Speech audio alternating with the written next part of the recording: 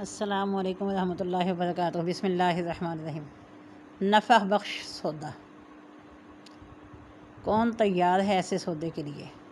سرکار دو عالم حضرت محمد صلی اللہ علیہ وآلہ وسلم اپنے صحابہ کرام رضوان اللہ علیہم اجمعین کے درمیان تشریف فرما تھے کہ ایک یتیم نوجوان شکایت لے کے حاضر ہوا۔ کہنے لگا، اے اللہ کے رسول، میں اپنی کھجوروں کے باغ کے گرد دیوار تعمیر کرا رہا تھا کہ میرے ہمسائے کی کھجور کا ایک درخت دیوار کے درمیان میں آ گیا۔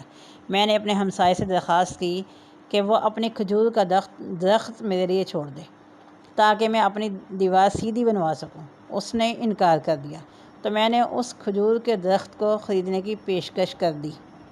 میرے ہمسائے نے مجھے کھجور کا درخت بیچنے سے انکار کر دیا۔ رسول اللہ صلی اللہ علیہ وآلہ وسلم نے اس نوجوان کے ہمسائے کو بلایا۔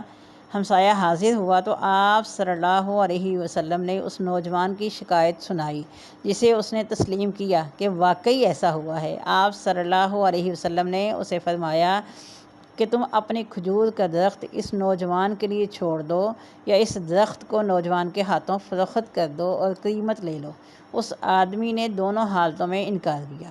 اب آپ صلی اللہ علیہ وسلم نے اپنی بات کو ایک بار پھر دہرایا، کھجور کا درخت اس نوجوان کو فروخت کر کے پیسے بھی وصول کرو اور تمہیں جنت میں بھی ایک عظیم الشان کھجور کا درخت ملے گا جس کے سائے کی طوالت میں سوار 100 سال تک چلتا رہے گا۔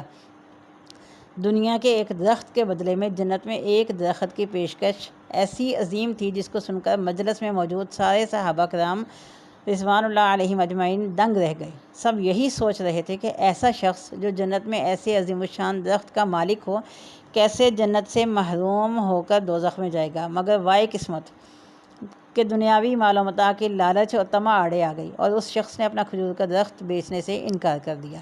مجلس میں موجود ایک صحابی ابو دحداء آگے بڑھے اور حضور صلی اللہ علیہ وسلم سے عرض کی، یا رسول اللہ صلی اللہ علیہ وسلم، اگر میں کسی طرح وہ درخت خرید کر اس نوجوان کو دے دوں تو کیا مجھے وہ جنت کا درخت ملے گا؟ تو رسول اللہ صلی اللہ علیہ وآلہ وسلم نے جواب دیا، ہاں، تمہیں وہ درخت ملے گا۔ ابو دحداء اس آدمی کی طرف پلٹے اور اس سے پوچھا، میرے کھجوروں کے باغ کو جانتے ہو؟ اس آدمی نے فوراً جواب دیا، جی کیوں نہیں، مدینے کا کون سا آدمی ہے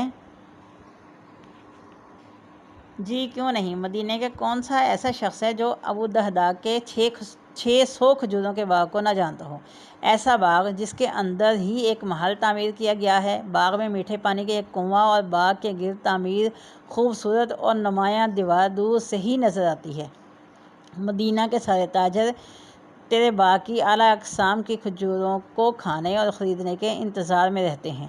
ابو دحداء نے کہا، اس شخص کی بات کو مکمل ہونے پر کہا، تو پھر کیا تم اپنے اس کھجور کے ایک درخت کو میرے سارے باغ، محل، کنویں اور اس خوبصورت دیوار کے بدلے میں فروخت کرتے ہو؟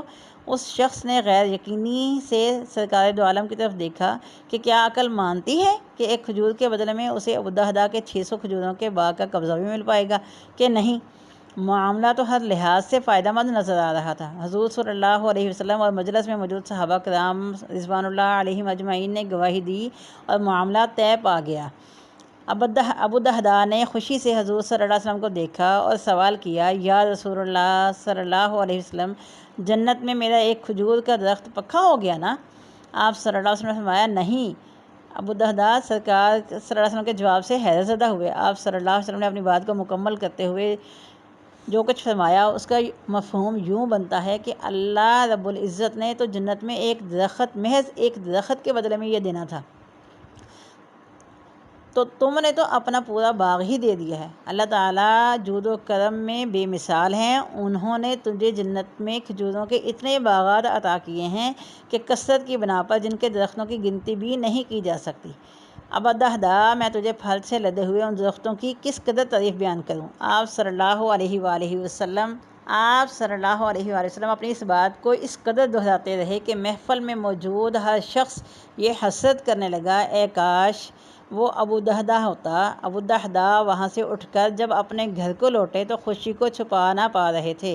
گھر کے باہر سے ہی اپنی بیوی کو آواز دی کہ میں نے چار دیواری سمیت یہ باغ، محل، کنواں بیچ دیا ہے۔ بیوی اپنے خاوند کی کاروباری خوبیوں اور صلاحیتوں کو اچھی طرح جانتی تھی۔ اس نے اپنے خاوند سے پوچھا، ابو دحداء، کتنے میں بیچا ہے یہ سب کچھ؟ ابوالدرداء نے کہا کہ میں یہاں کا ایک درخت جنت میں لگے کہ ایسے درخت کے بدلے میں بیچا ہے کہ جس کے سائے میں 100 سال تک چلتا رہے۔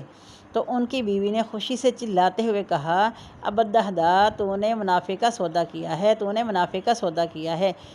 مسند احمد حدیث نمبر 146۔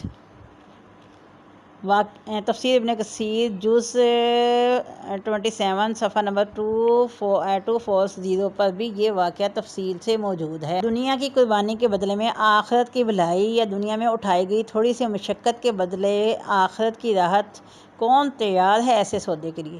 زندگی کی سمت متعین کرنے کے لیے آپ سوچئے گا ضرور۔